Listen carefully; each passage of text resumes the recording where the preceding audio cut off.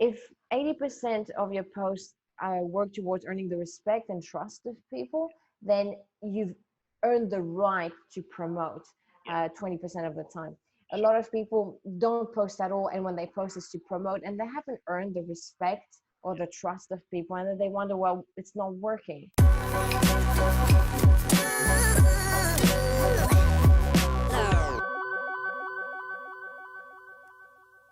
Hey, and welcome to the Tarun Stevenson Leadership Channel, where we're helping you lead, communicate, and grow to your full potential. I'm your host, Tarun Stevenson.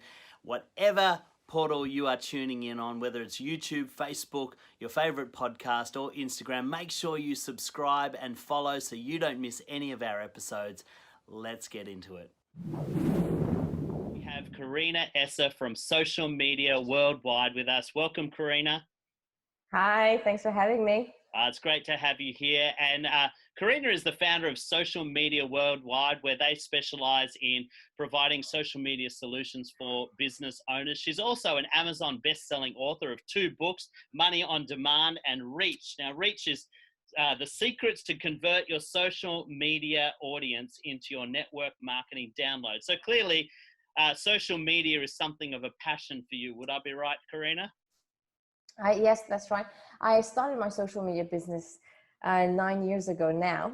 Wow. So in a few months, it's going to be 9 years. Yeah. And I started it completely by chance.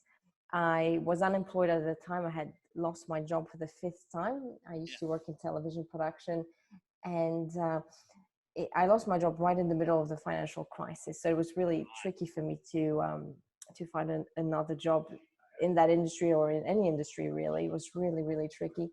And so my brother invited me to attend one seminar on digital marketing in the UK. So I went there and I discovered different strategies to start an internet business. And the one that appealed to me the most at the time was Twitter marketing.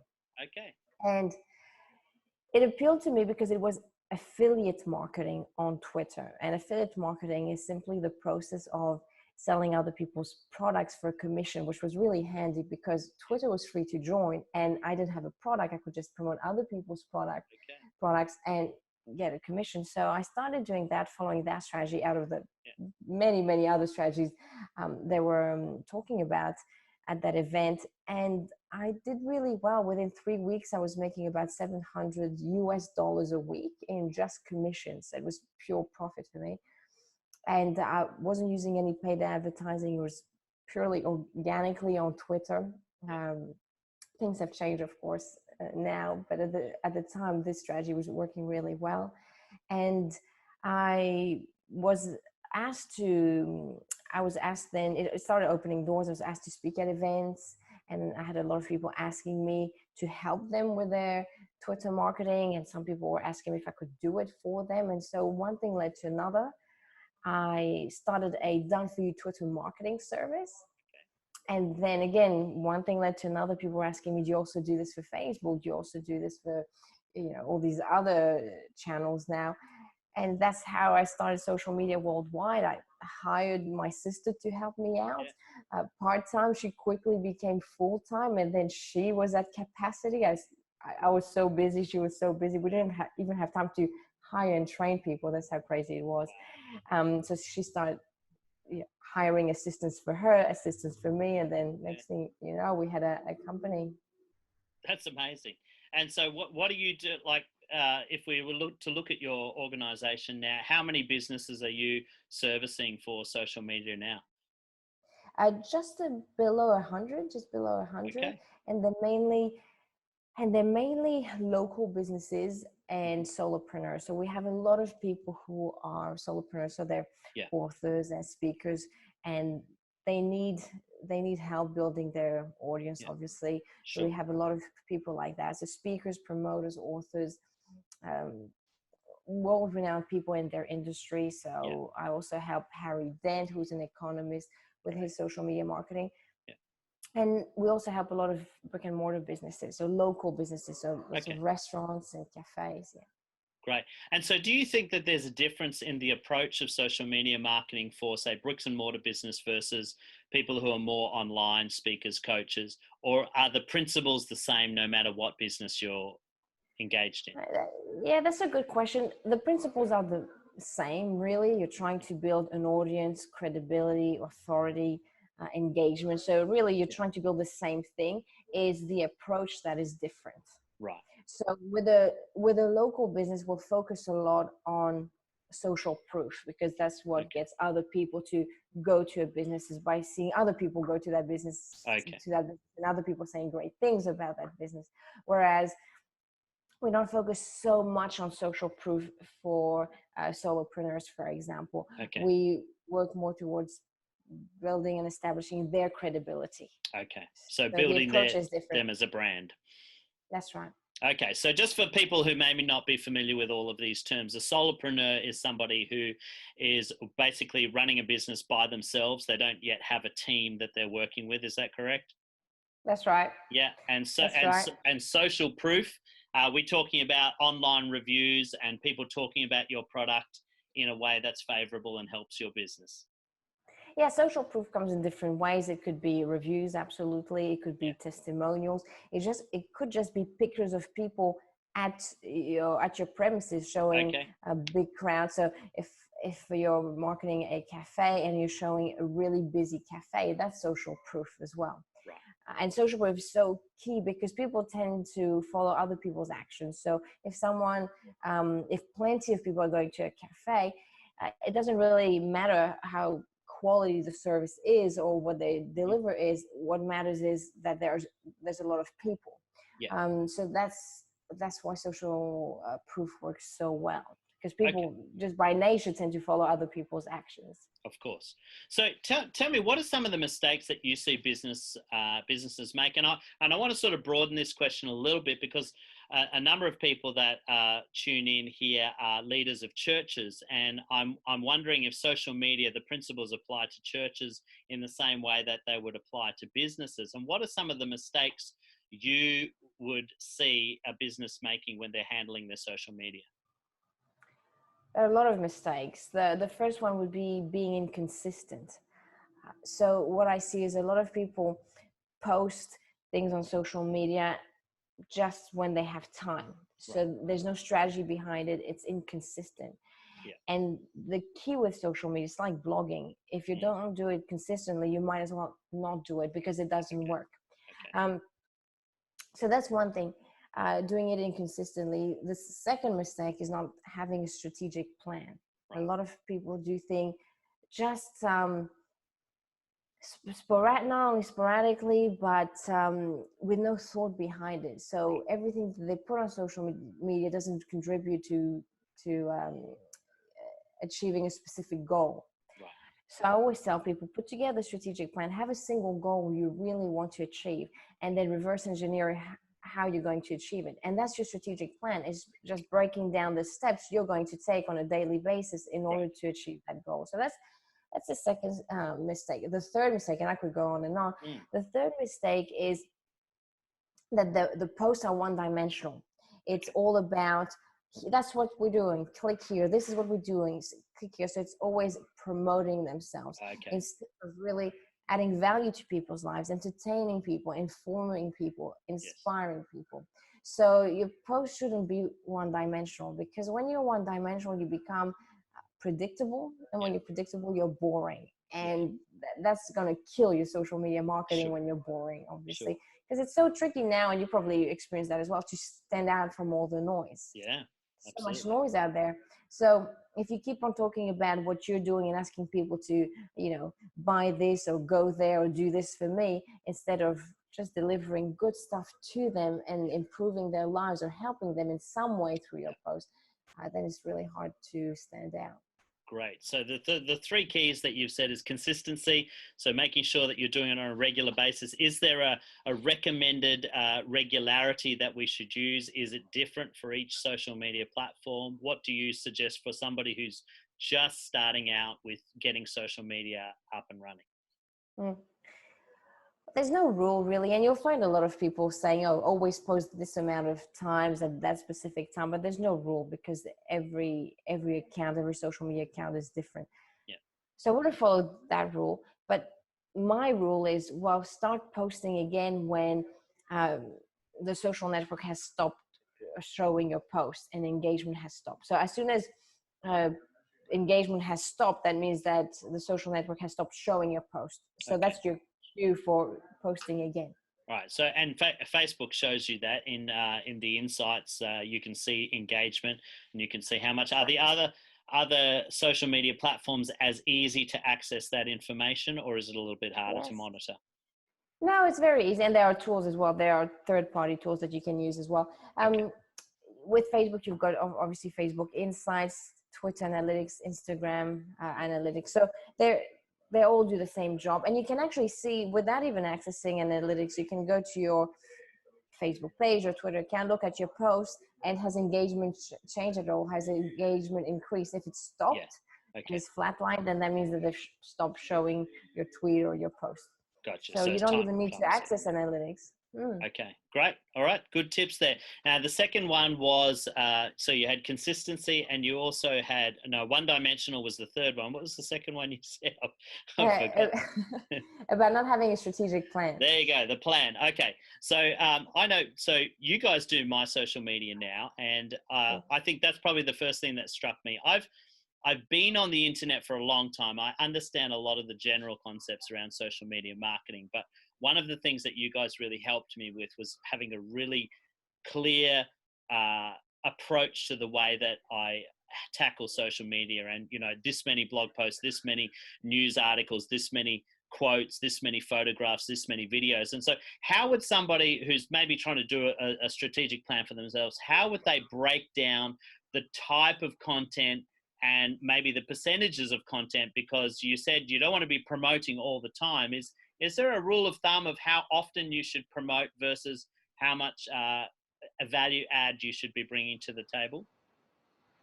I usually follow the 80-20 rule. That's what I've always followed. It always worked for me and for our clients. So if 80% of your posts build value, earn the respect of people, because really your job is to earn the respect of people and the trust, because without respect and trust, sales never happen. Yeah. So if 80% of your posts work towards earning the respect and trust of people, then you've earned the right to promote 20% of the time. A lot of people don't post at all, and when they post, it's to promote, and they haven't earned the respect or the trust of people, and then they wonder, well, it's not working. And I think that, social media doesn't work. It does once you've earned the trust and respect of people. Like anything, every time you want something from someone, even with children, you have to earn the trust and respect. So that's what people don't have the patience to do. Right. It's true. It's time consuming. Yeah. It's time consuming, and because you don't experience instant return on investment, because you obviously can't. It's a long-term plan. Then people give up. Yeah. People give up because it's not instant. And when you're, especially if you're a one-man band, and if you're running your business on your own, like I used to, years ago. You have to focus on income producing tasks first, obviously, if you want to survive. And so because social media is not directly producing income, then it's at the bottom of the list. So that's what happens. That's good advice. And I think that really leads into your third point about not being one-dimensional. If all you ever do is promote your product, or maybe promote your, if you're a church, always just saying, come to our next church service or come to our prayer meeting, and you never add value to the people that you're engaging with, then it becomes a little bit, one analogy I've heard is it's a little bit like going on a first date. If you're asking the person to marry you on the first date, they're probably going to walk out on you. You've got to build that relationship first. You've got to get to know them. You've got to know what they like. A great example for myself was another business that I run. Is called Karma Classrooms, where I do training for teachers. And I was posting consistently on social media for probably about 12 months, but not seeing any kind of direct correlation to the sales of my workshops. But just towards the end of the last quarter, the city that I've done the most promotion in is Brisbane. And all of a sudden, for no apparent reason, the sales in Brisbane started to go off the charts. And I was doubling my numbers in my workshops, and I couldn't put it down to any advertising because I was doing the same advertising that I did every time. The only thing I could put it down to was that the engagement on social media has been in Brisbane longer than any other state. And so all of a sudden there was this traction that I was starting to see that turned into actual sales and actual tangible assets after that long period of like probably 2-3 years in Brisbane. I've been promoting social media. So is that what you're talking about here? Absolutely, absolutely. And people give up just before the spike happens. And it happens with blogging as well. And I have a blog now, and I've had a blog since 2015. So it's 5 years of me blogging consistently, weekly. And it's a hard job. It's a hard job. Not only do you have to write the thing, then you have to publish it and optimize it and market it. So it's a time-consuming job. It's not hard, but it's time-consuming.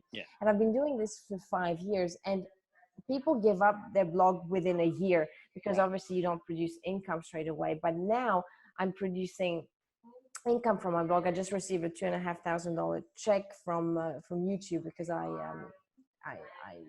make my blog. I turn my blogs into YouTube videos. Okay. So I just received a check from YouTube, $2,500 just for the month because people advertise on my videos. I've also I get paid weekly from other people wanting me to endorse their products and services and their websites on my blog. So it took me 5 years to reach that point, but now it's just passive income, you see. So you have to do a lot of things for free first, and then you start experiencing this sort of result. And the same with you, your exact example, what you said, you weren't making anything at first, but you were consistent. You kept at it, and that's really the key. You kept at it, and now you're starting to get all the rewards for it. Whereas other people would have given up, way before they would have reached that point. Sure. See, talk to me more about blogging, because blogging is I have this love-hate relationship with blogging. I love to write, but it's so time consuming. I find it hard to be consistent. And I've had spates where I'll blog consistently for 3 months, then I'll give up, then I'll turn to videos because videos are way easier. I can talk in front of a camera any day of the week. So is there a preferred style? Does blogging have to be written, or can you use video as a substitute and get the same kinds of results? Well, you can definitely use video, like vlogging now. You can definitely use video, and you can get someone to turn your video into a blog. Okay, good. You can do that as well. Obviously, it's good to have also text blogs just because you get to experience SEO, search engine optimization. So there are a lot of benefits to having a blog. But having a vlog is the beginning of a blog because you can easily turn your video blogs into written blogs. You get someone maybe to transcribe it, to clean it up a little bit. What I do myself is I'm not very good on video off the cuff. So if I'm not scripted, then I have to do 100 takes to get one sentence right. So this is just one of the things. So what I do is I write my blog. Because writing comes naturally to me, so I'm really lucky in that way. And then I turn that blog into a video thanks to a teleprompter. So I basically read out my blog with a teleprompter.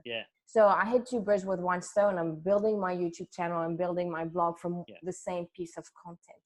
So I get paid by brands and businesses to add backlinks into my blogs for them because they pay bloggers to add links to blog posts. I get paid from my blog, but I also get paid from YouTube for my video blogs because then they place ads on my videos. So I get two income streams. So you're using the same content and you're repurposing it for different platforms. And that's right. I do this with this video as well. I interview on video and then I turn the audio into a podcast, and I've done the transcribing from video to text as well. And so it's okay to use the same piece of content. You've just got to tailor it for the platform that you're using it on. Is that correct? Exactly. Yeah. Exactly. And you can use word for word the same piece of content. So my blog is word for word what I say on YouTube, word for word if you look at it. So yes, you can do that, and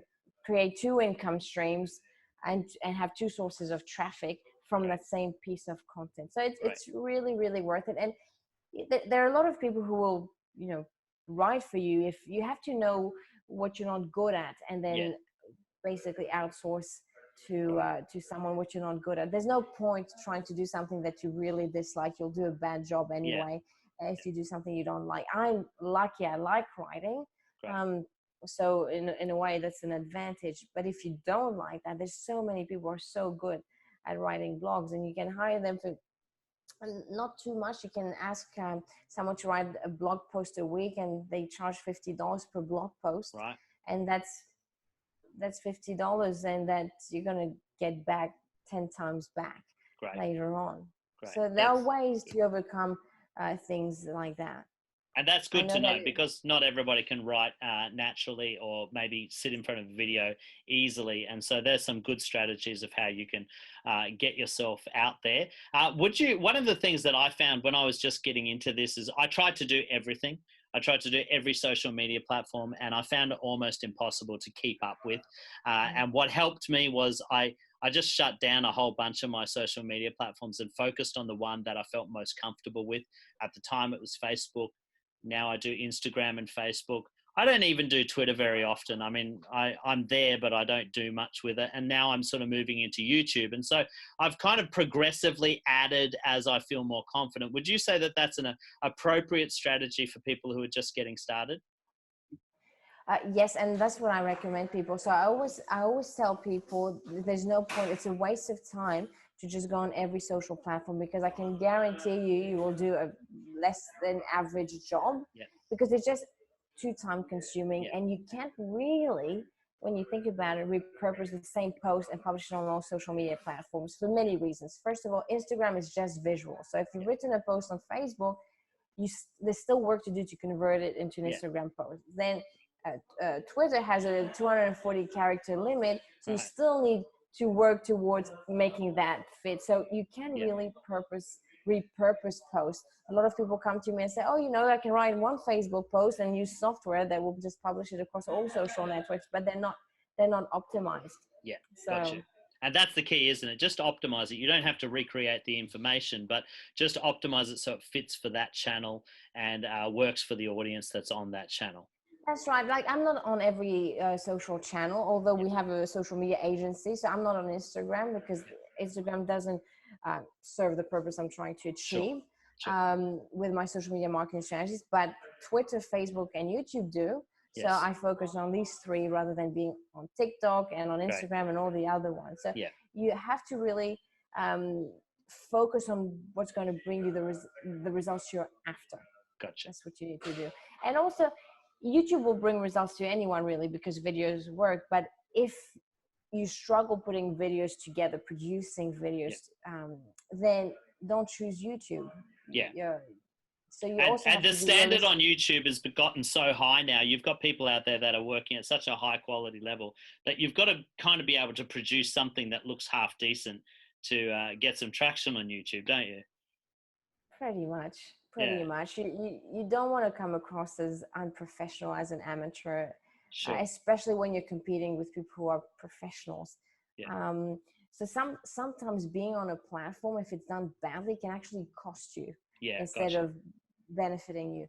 So you might as well have one platform and do a great job than be on 5 or 6 and do a below average job, because it can really reflect badly on you. And I've seen companies that can't manage all the platforms they're on, and it just makes them look as unprofessional. Sometimes it just looks like the business has shut down. They haven't updated their Instagram account for years, and you automatically assume they're not in business anymore. So it can actually backfire. That's good advice too. You've got to be consistent on all the platforms you're doing on. And I think you've got to also know where your audience is. I know with teachers and my Karma Classrooms profile, everyone says, you should be on LinkedIn. Well, teachers don't use LinkedIn. Most teachers use Facebook. School principals use LinkedIn. That's a different audience.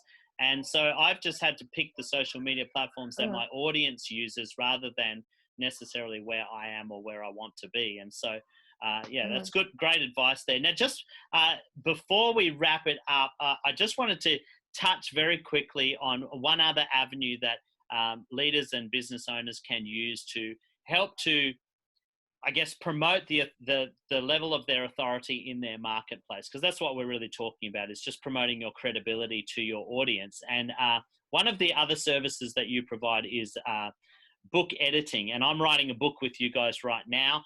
And can you talk to us about why writing a book is important for somebody perhaps who's a solopreneur, maybe a speaker or a coach, and what that would do for their business long term? Well, having a book and being a published author can open so many doors, so many doors. It's instant credibility. You're introduced as an author or a best-selling author. All of a sudden, people are all ears, because it really positions you as the go-to person, as an expert in your industry. So many doors open. You start getting speaking engagements. Getting in the media is so much easier. I remember when I first published my our book, my husband and I wrote it together, the book Money on Demand. It became an Amazon bestseller. Next thing you know, the next day, I was being interviewed on television about something. So it just opens doors. You can be featured in the media easily, and that opens other doors. You can get speaking engagements as well, let alone the revenue generated from the book sales. And also within the book, obviously, you would promote your products or services. So let alone that revenue, the positioning also. It leads to so many other things. And our book turned into multiple blog posts. So the chapters became blog posts, and then the blog posts became YouTube videos. So we again repurposed the content of the book. There you go. Great strategy. So many ways. And we built a big list as well. And we're big on email marketing. Most of our revenue comes from email marketing. So we built a big mailing list, because within the book we were promoting obviously our funnel, where we could capture people's name and email address. And so that built our list. And so we're still monetizing that list 5 years later. So it's made a very, very big difference. And that's why I wrote a second book. And I'll keep on writing books. That's fantastic. Thank you so much for that advice. And I hope that for everybody that's watching, perhaps if you've never really taken online marketing seriously in this current climate of shutdowns, and many bricks and mortar businesses and churches are having to pivot in their strategies of how they do things. So, online marketing is alive and well. And you probably heard in our last episode with Pete Mack, he talked about how online marketing for a long time has been an outlier and people didn't take it seriously. But now you've got people like Karina who are, talking to us about what she's been doing for 9 years and seeing great success with it. And this is stuff that can work for you as well. So I want to encourage you to just take it seriously. Karina, if people want to find out more about what you do and perhaps get you to help them with what they do, where can they find you?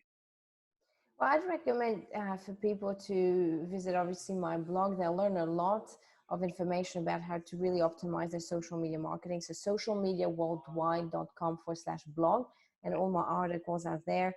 Or if they prefer to consume my content on video, there's my YouTube channel. So youtube.com/socialmediaworldwide.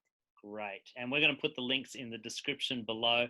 I really encourage you to start taking a step towards using online marketing as a way of getting your self out there, or your organization or your business. Thank you, Karina, so much for your time today. It's been great talking to you, and I look forward to having another chat soon. Thank you. Thanks so much for having me. Thanks so much for tuning in. I hope you got a ton of value out of that. Don't forget to like, comment, and share with somebody who you think will benefit. And make sure you check the description for the free resources that I want to send your way to help you in your growth journey. Until next time, I'm Tarun Stevenson, helping you lead, communicate, and grow to your full potential.